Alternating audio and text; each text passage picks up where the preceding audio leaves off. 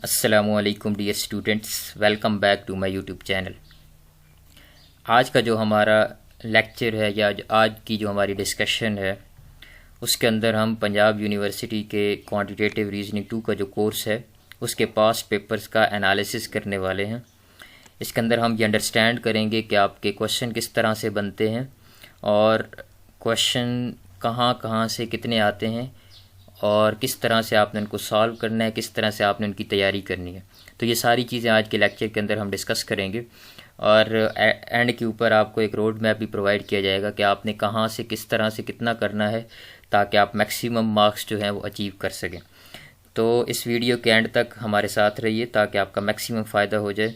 और अगर आप इस चैनल के ऊपर नए हैं और आपने चैनल को सब्सक्राइब नहीं किया तो चैनल को सब्सक्राइब कर लें और बेल के आइकन को भी प्रेस कर लें ताकि आपको हर नई आने वाली वीडियो का नोटिफिकेशन मिलता रहे। तो चलिए शुरू करते हैं। हमारे पास दो पेपर हैं, एक जो आज हम डिस्कस करने वाले हैं, एक हमारे पास है स्प्रिंग 2025 का और एक जो है वो फॉल 2025 का।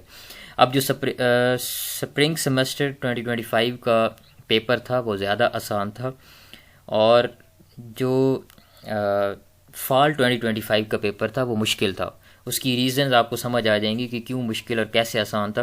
क्योंकि आपका ये जो स्प्रिंग 2025 का पेपर है, पहले हम इसको डिस्कस करते हैं और देखते हैं कि ये क्यों आसान था और किस तरह से आसान था। अब इसके अंदर ना एक तो उसने ये कर दिया कि आपके जो शॉर्ट क्वेश्चन थे वो 2 मार्क्स के बना दिए।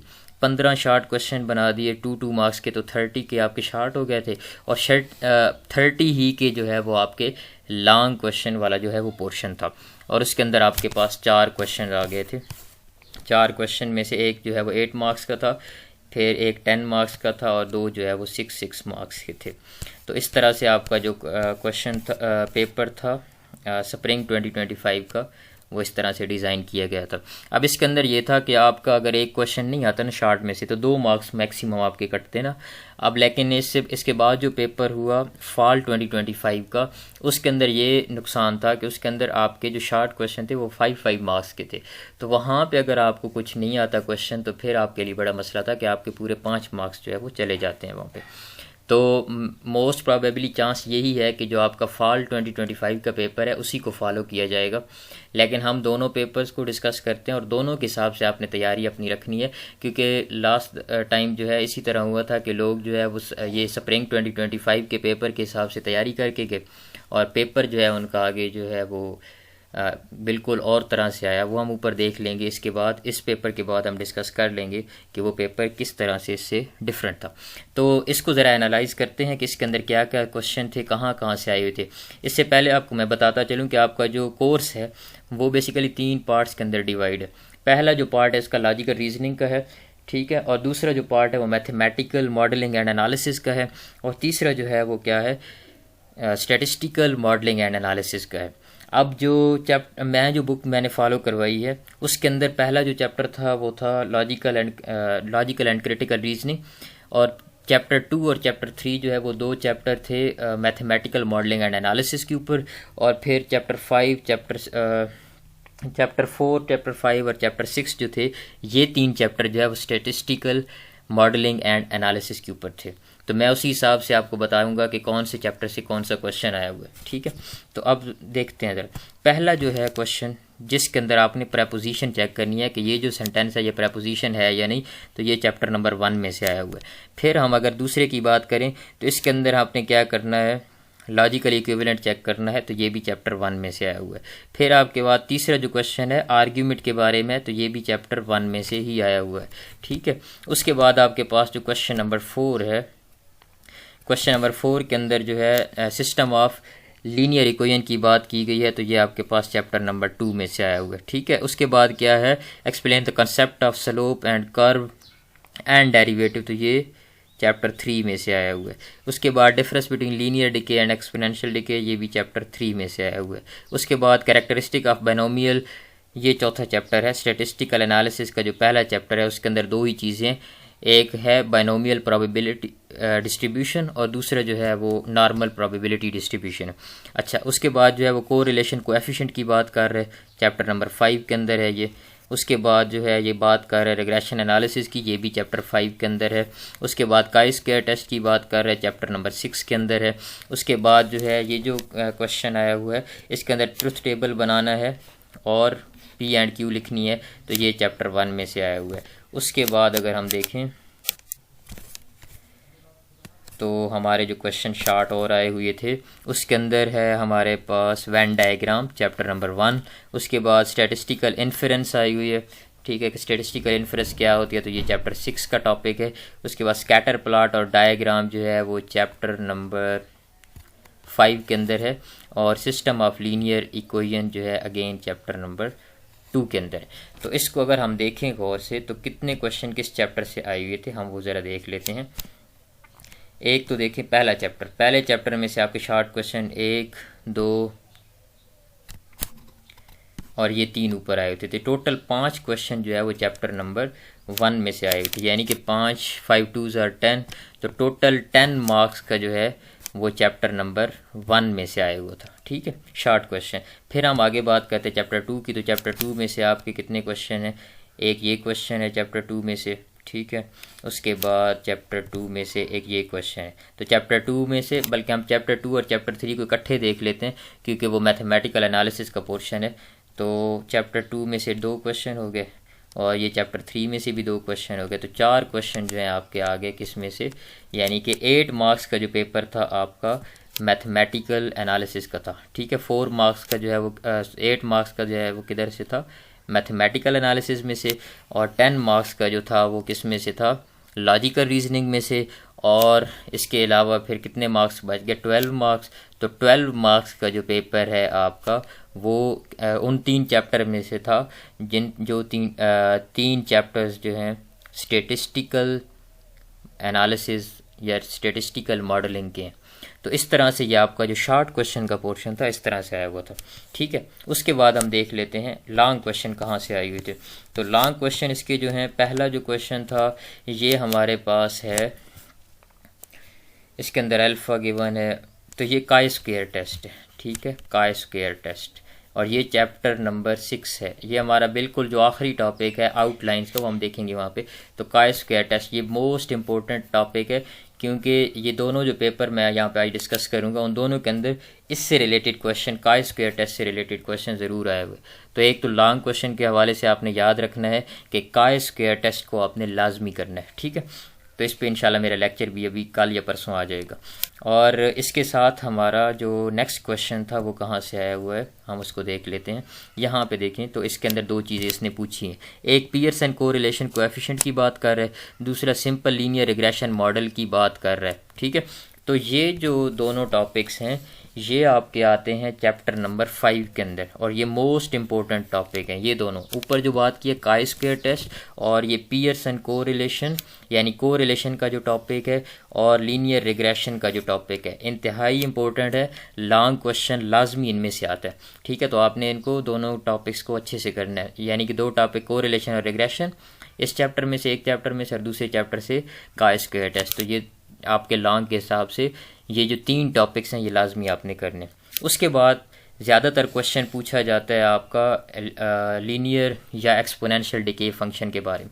अब ये जो क्वेश्चन नंबर 4 है और क्वेश्चन नंबर 5 है, दोनों के दोनों आपके एक्सपोनेंशियल फंक्शन के ऊपर है, ये भी है और ये दोनों जो है एक्सपोनेंशियल फंक्शन के ऊपर है। और एक्सपोनेंशियल फंक्शन कौन से चैप्टर के अंदर है आपको पता है, चैप्टर नंबर 3 के अंदर, ठीक है। सो एक्सपोनेंशियल फंक्शन से ये दोनों आपके क्वेश्चन आए हुए थे।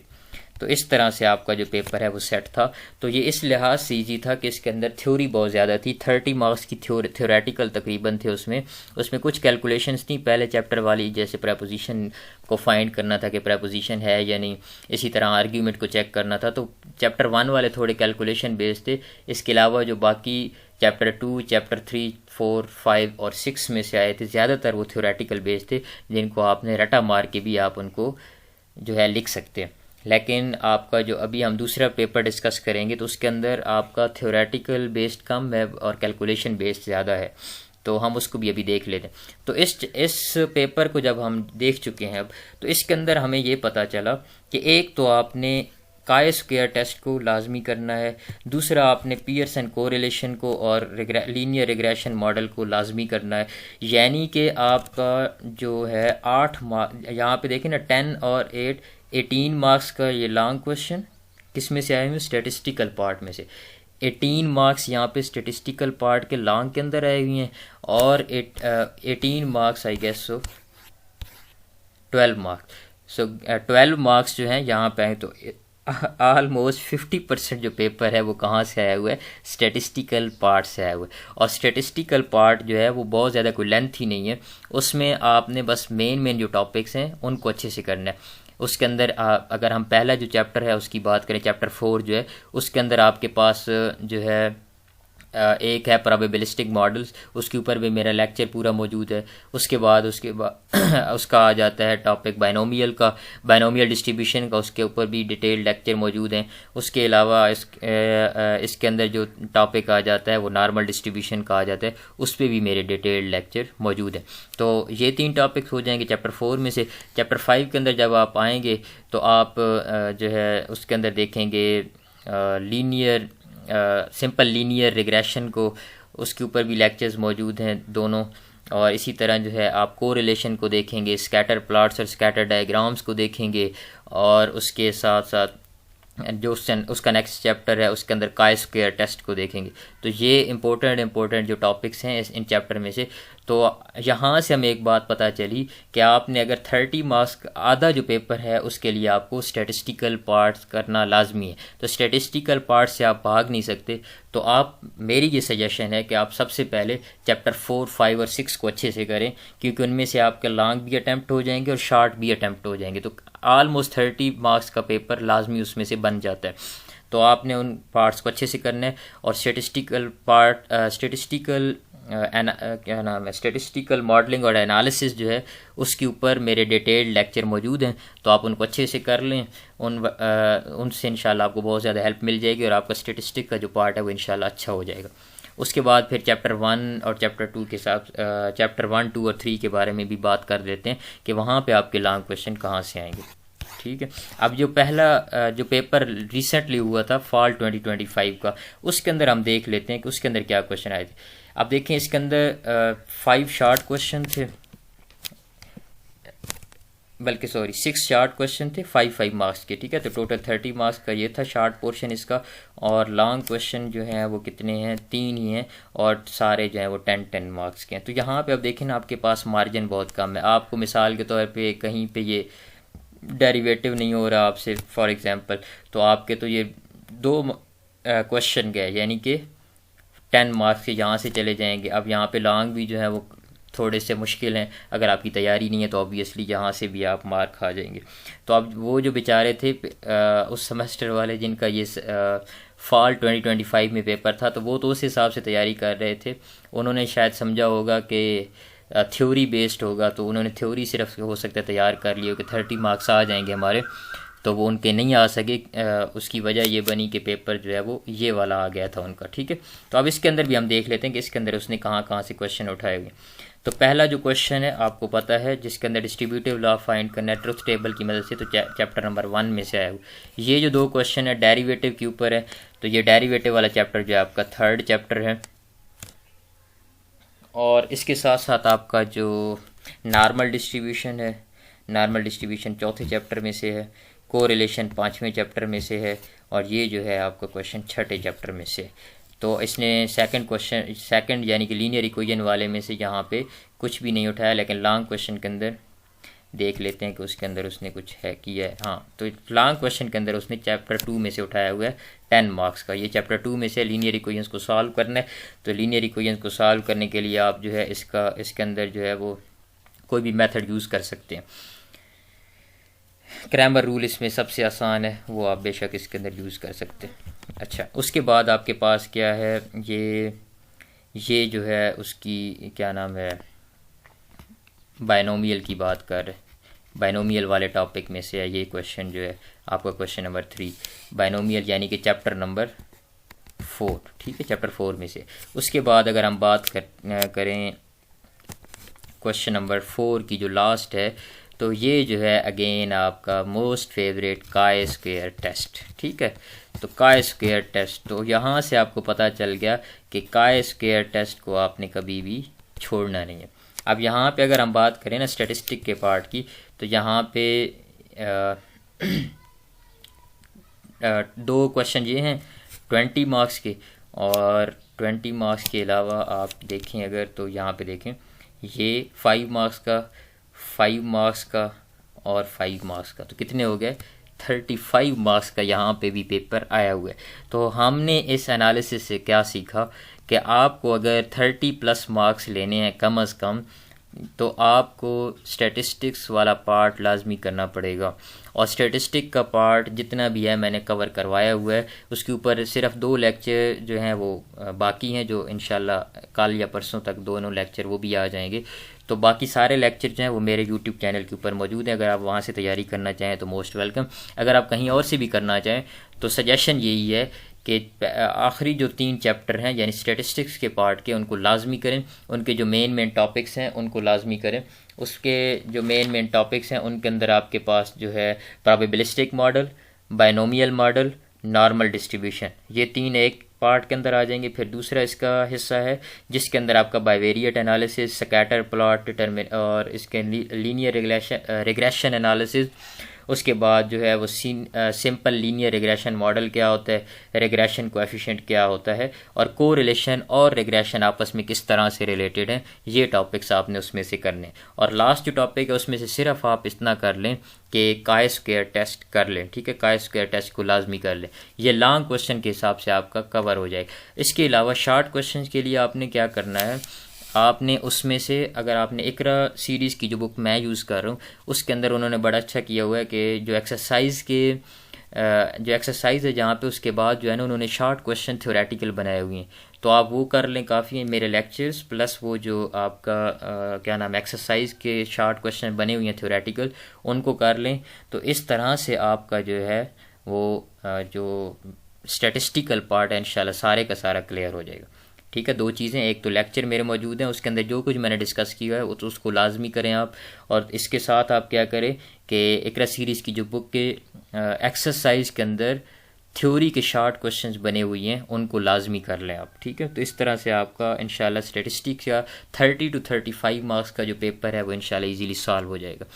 इसके अलावा जो लॉन्ग क्वेश्चन बनते हैं आपका चैप्टर 2 और चैप्टर 3 में से, चैप्टर 2 में से आपका लीनियर इक्वेशंस का बहुत ही इम्पोर्टेंट टॉपिक है, और इसके अलावा उसके अंदर जो है आपका सिस्टम ऑफ लीनियर इक्वेशन ही है मेन उसके अंदर, ठीक है।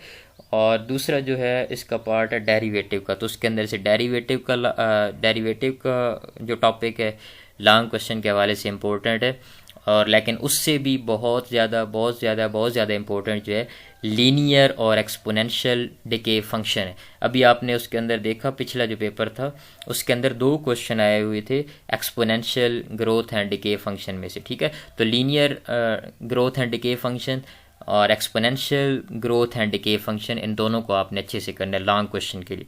तो चैप्टर 2 और यानी कि मैथमेटिक्स वाले पार्ट से जो 3 टॉपिक्स हैं वो लॉन्ग क्वेश्चन के लिए आपने लाजमी करने। एक क्या है, लीनियर इक्वेशंस को आपने करना है, दूसरा डेरिवेटिव को करना है, और तीसरा जो है उसके अंदर क्या आ जाता है आपके पास linear and exponential decay and growth function, यानी linear decay and growth function और इसी तरह exponential decay and growth function. तो उन पोर्शन में से यानी मैथमेटिक्स के पार्ट में से जो लॉन्ग क्वेश्चन बनेगा वो इंशाल्लाह इन्हीं में से आएगा। और पहला जो चैप्टर है उसके अंदर जो इम्पोर्टेंट टॉपिक्स हैं लॉन्ग के हवाले से वो हैं आपके पास, एक तो क्या नाम है जो वेन डायग्राम का, वेन डायग्राम वैसे पूछते नहीं है लॉन्ग के अंदर लेकिन पूछी जा सकती है, इंपॉर्टेंट है। मेन जो आपका है ट्रूथ टेबल्स आपको बनाने आनी चाहिए, ठीक है। और दूसरा लॉजिकल इक्विवेलेंट, बहुत ही इंपॉर्टेंट टॉपिक है लॉजिकल इक्विवेलेंसेस का, तो लॉजिकल इक्विवेलेंस को लाजमी करें। और इसके साथ साथ कुछ लॉज हैं वहाँ पे जैसे डिस्ट्रीब्यूटिव लॉ है, कम्यूटेटिव लॉ है, इनको किस तरह से ट्रूथ टेबल के अंदर जो है आप उसके ज़रिए वेरीफाई कर सकते हैं, तो उनको भी अच्छे से कर लें। तो पहले जो 3 चैप्टर्स हैं इनमें से अगर शार्ट की बात करें तो शार्ट के अंदर जो है आप लॉजिक की डेफिनेशन करें, लॉजिक की इम्पोर्टेंस करें। उसके बाद प्रेपोजिशन क्या होती है, प्रेपोजिशन के अंदर फिर आपके पास आगे लॉजिकल कनेक्टिव्स आ जाते हैं। लॉजिकल कनेक्टिव्स के अंदर मोस्ट इंपॉर्टेंट है एंड, और नॉट। इन तीनों को अच्छे से करें। इनको इंग्लिश स्टेटमेंट्स के अंदर किस तरह से कन्वर्ट करना है, और कंपाउंड प्रेपोजिशन क्या होती हैं, टैटोलॉजी क्या होती है, और इसी तरह टैटोलॉजी के साथ आपकी कॉन्ट्रडिक्शन क्या होती है, और उसके साथ और भी चीज़ें, कॉन्टिंजेंसी क्या है, और लॉजिकल फैलेसीज क्या हैं, और इसके साथ आपका जो है लॉजिकल ऑपरेटर्स हो गया हमारे पास, और वेन डायग्राम है, और इसके साथ आपका अगर हम बल्कि एक मिनट यहाँ पे हम देख लेते हैं कि आपके पहले चैप्टर के अंदर कौन सी चीज़ें मौजूद हैं। तो यहाँ से न सिर्फ आपने लॉजिक की डेफिनेशन और इसकी इम्पोर्टेंस करनी है। ये इन तीनों का कंपैरिजन आपको आना चाहिए, इंडक्टिव, डिडक्टिव और एडक्टिव। ये जो है लॉन्ग के हवाले से इंपॉर्टेंट है, ठीक है, लॉन्ग के हवाले से इंपॉर्टेंट है। तो इस टॉपिक को अच्छे से करना है आपने। प्रेपोजिशन की डेफिनेशन करनी है, आर्गूमेंट की वैलिड और इनवैलिड के दरमियान डिफरेंस क्या है। इसी तरह साउंड एंड अनसाउंड के बारे में, साउंड एंड अनसाउंड जो है आर्गूमेंट, उनको भी देखना है क्या उन, ठीक है, उनको भी देख लेना। लॉजिकल कनेक्टिव जो आपको बता दी हैं, लॉजिकल फैलेसीज और वेन डायग्राम्स को देखना है। प्रीडिकेट और क्वांटिफायर्स इंपॉर्टेंट टॉपिक है, लॉन्ग में आ सकता है। तो और इसी तरह उसके बाद एक्सरसाइज है, ठीक है। तो एक्सरसाइज को भी, इसकी जो एक्सरसाइज इकरा बुक सीरीज़ वाली है बहुत अच्छी है, उसको अच्छे से करें, इंशाल्लाह आपके लॉन्ग अटैम्प्ट हो जाएंगे। चैप्टर 2 में जब हम आएंगे तो आपने डिटर्मिनिस्टिक मॉडल को डिटेल से याद करना है, क्योंकि थ्योरी का क्वेश्चन डिटर्मिनिस्टिक मॉडल में से आता है। इसी तरह जो है लीनियर फंक्शन की डेफिनेशंस और उससे रिलेटेड जो है जो भी उस टॉपिक के अंदर थ्योरी लिखी है उसको भी अच्छे से पढ़ना है। और लीनियर इक्वेशंस के अंदर सिस्टम ऑफ लीनियर इक्वेशंस के सॉल्यूशन किस किस तरीके से निकाले जा सकते हैं, और लीनियर इक्वेशन कब का जो सॉल्यूशन है वो कब कंसिस्टेंट होता है, कब इनकंसिस्टेंट होता है, कब इनफाइनाइट सॉल्यूशन एग्जिस्ट करते हैं, कब फाइनाइट सॉल्यूशन एग्जिस्ट करते हैं। इसके अंदर आपने ये कुछ करना है, ठीक है। और एलिमेंट्री, उसके बाद डेरिवेटिव की डेफिनेशन करनी है, और डेरिवेटिव जो है वो किस तरह से स्लोप से रिलेटेड है। स्लोप आपको पता होना चाहिए, स्लोप क्या होती है, और स्लोप और डेरिवेटिव आपस में किस तरह से रिलेट करते हैं। तो ये सारी चीज़ें आपको पता होनी चाहिए। उसके बाद ये आपको बता दिया है linear and exponential growth and decay models. तो इनको आपने क्या करना है, इनकी डेफिनेशंस आपको आनी चाहिए, फार्मूलाएँ आपको आनी चाहिए, और ये एक दूसरे से डिफरेंट क्यों हैं, किस तरह से, ये आपको पता होनी चाहिए। तो ये सारी चीज़ें आपने इस तरह से तैयार करनी है। और मज़ीद किसी भी आपको हेल्प की ज़रूरत हो, किसी भी टॉपिक पे आप चाहते हो कि मैं वीडियो आपके लिए बना दूँ, लेक्चर रिकॉर्ड कर दूँ, तो आप कम्युनिटी के अंदर आएँ, जो हमारी चैनल के ऊपर कम्युनिटी मौजूद है, वहाँ पे आके कमेंट करें, या आप किसी वीडियो के ऊपर कमेंट करें तो हम इंशाल्लाह उस वीडियो उस पर्टिकुलर टॉपिक के ऊपर आपके लिए वीडियो लेक्चर ज़रूर बना दूंगा मैं। और आप सब अपना अच्छे से तैयारी करें, अपना बहुत सारा ख्याल रखें, दुआओं में याद रखें। आप सब के लिए बहुत सारी बेस्ट विशेज़। अल्लाह हाफिज़।